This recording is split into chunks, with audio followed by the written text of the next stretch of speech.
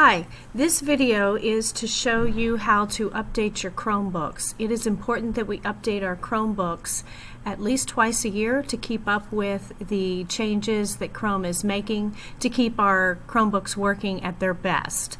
In order to update, we have to do a few things when we open up our Chromebooks. So if you'll see the mouse on the screen, I'm going to show you how. So you open up your Chromebook, and if you look over here in this top right corner, there are three little dots. You click on those three little dots and then scroll all the way down to where it says Help, and another tab will open up, and you're going to then go over to About Google Chrome with your mouse. Tap on that, and then this screen opens up.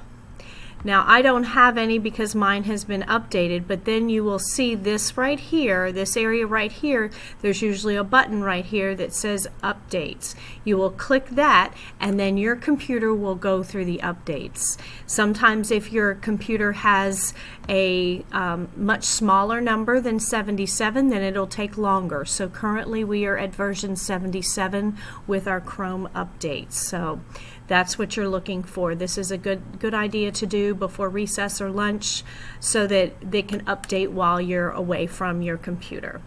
Thank you very much. Happy New Year. Good to see everybody back.